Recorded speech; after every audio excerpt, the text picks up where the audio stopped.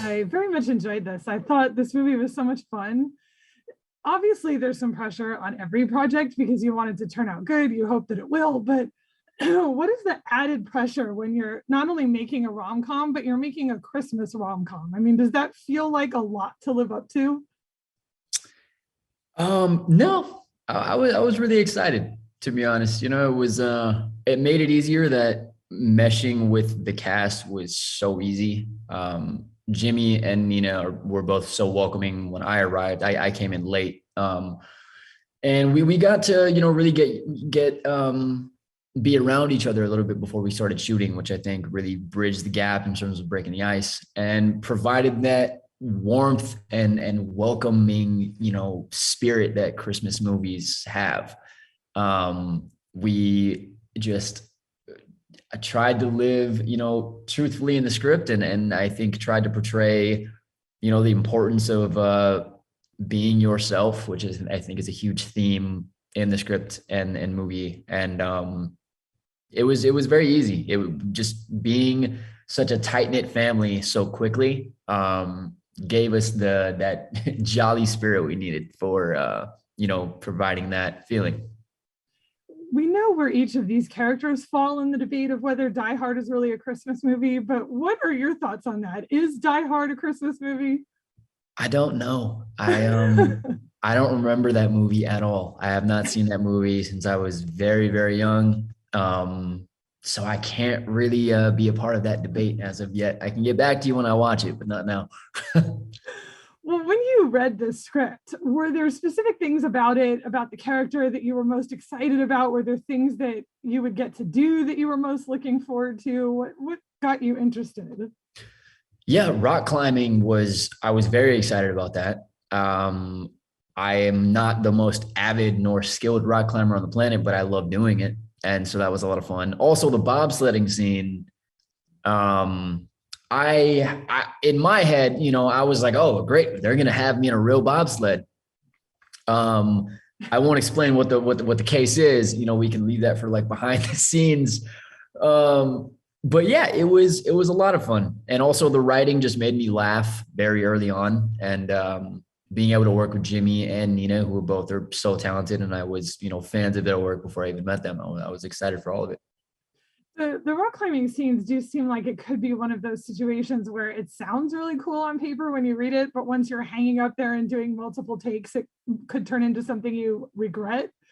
So did you ever have a moment of like, why did I think this would be fun? Like I'm hanging here for hours. You know, sure, there's times where, that thing, the harness was riding up my butt so much for hours, and my hands were beginning to hurt from being held up there. But at the end of the day, you're sitting up there and you're like, I'm literally at work right now. It could be a lot worse. I get to hang here and have fun and be around people I love and make art as a job. And that's something I think never to be taken for granted. And I need to have gratitude for that all the time. So no, there was never a moment I was like, I hate my life right now. I was just like, okay, it's a little difficult, but hey, it's part of the job. I've never heard anybody say they love a harness. So Yeah, I don't love a harness, but if it's art is pain, you got to do what you got to do. well, with this movie and even with Never Have I Ever, the tone leans toward comedy and you play the more serious character. Would you like to play a character that is more directly comedic and get to do a bit more straight comedy for something? Yeah, I'm always open to doing straight comedy. I I like playing more of the dry character. However, I would also love to play a crazy zany character. But I'm also really looking forward into diving into, deeper, darker, kind of more cinematic experiences. And I produce and also starred in a new movie that we have in post-production right now where I'm playing a character with schizophrenia as well as post-traumatic stress disorder. So that has been a lot of fun. I'm very excited to show off that side of myself. The movie's called Apophenia, and we are no release date yet. We're in post, but I'm excited for that. Was that something that you said you were a producer on that? I mean, is that something you sought out because you wanted to explore that kind of material? No, my best friend, one of my best friends wrote and directed it, and he said he wrote it for me because he said he saw it in me that he was like, I saw the muscles inside of you that you wanted to flex, and I really kind of catered it to you, and I knew you were one of the only people that could do this based on conversations that we had, and yeah, I think he hit the nail on the head because what's interesting with drama and comedy, I think, is the best comedy is when you don't think you're being funny, and I think a lot of the best comedy is based in drama. And so I think there's even parts of this movie that, my other movie, Apophenia, where I'm playing this darkness, but it's almost funny at points because it's, there's a reality in comedy. Yeah. So, they're both fun. Well, it's definitely good to have a friend who is looking out for you in that way. Yeah, thank God.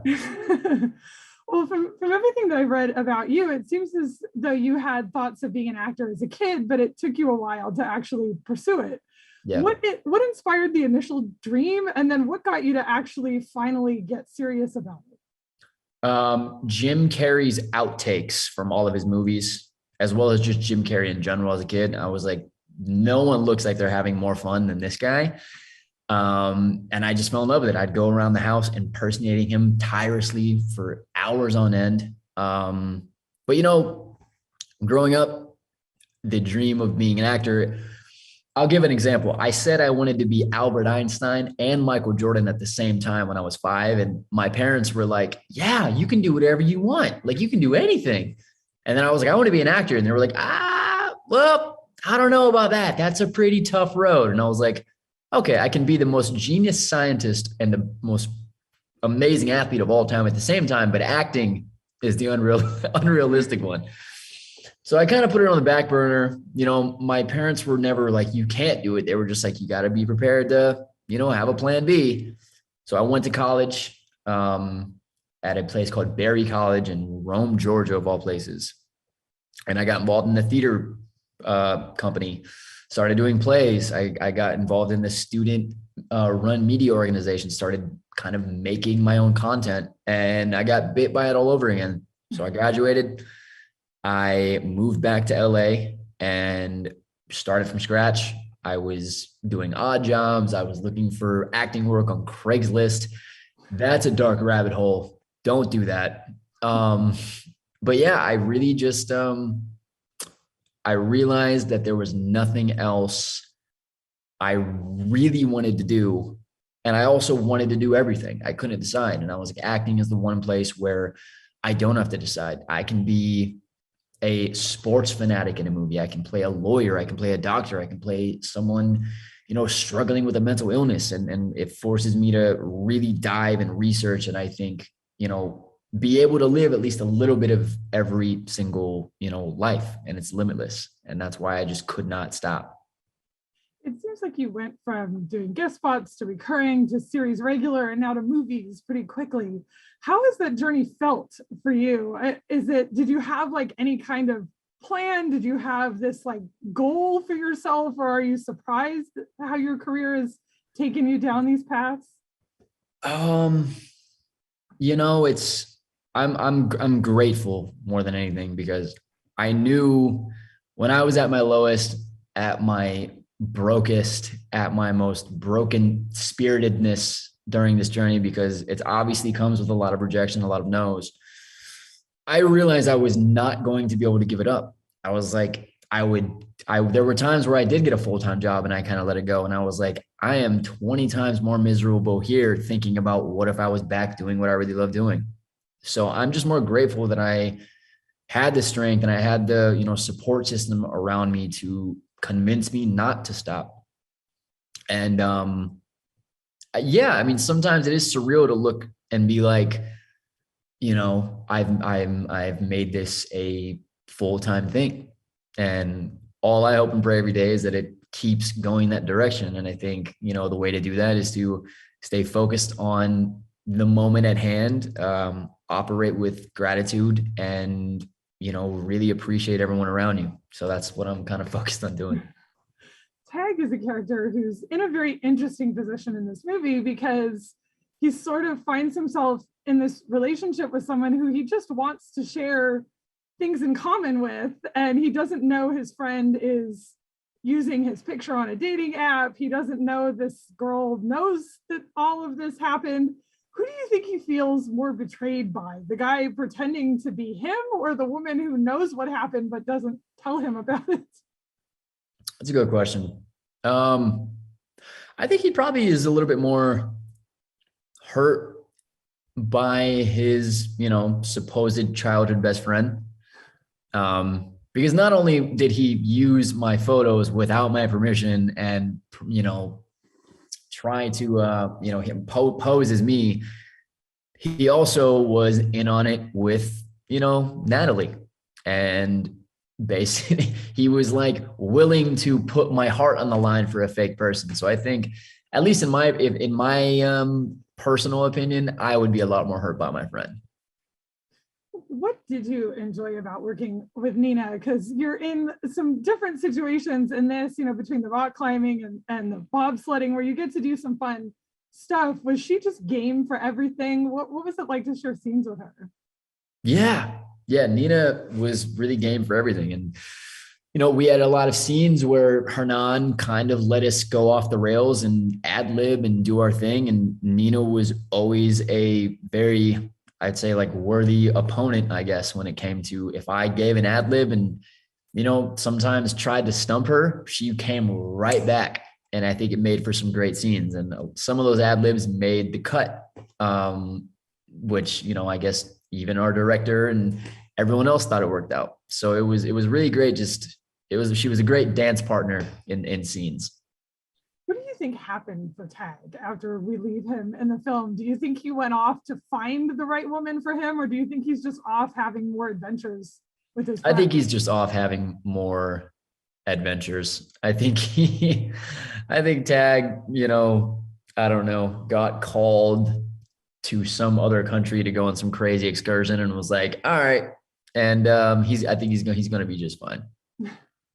What makes an enjoyable and entertaining romantic comedy for you? Do you have like a go-to romantic comedy if like your friends or somebody wants to watch one, or you want to watch one? Yeah, I love Hitch, and I love Crazy Stupid Love. I think those are two films that if they're on, I'm just like, I'm game to watch them. Is it more of just like you sort of like that lightness and the humor that comes with movies like that? Oh yeah. I mean, if I just need to be kind of put in a good mood or find hope again for love, regardless of how sometimes unrealistic it can be, I don't think it hurts to kind of, fill your heart up with a little bit of hope when you need it. Which this movie has all those things. I thought this movie was so much fun and really is kind of different and unexpected in a lot of ways too, which is nice. Yeah. Well, I definitely appreciate you talking to me about it. I'm excited to see the other movie that we were talking about as well. So thank you so much, Christine. I appreciate it. Thanks a lot.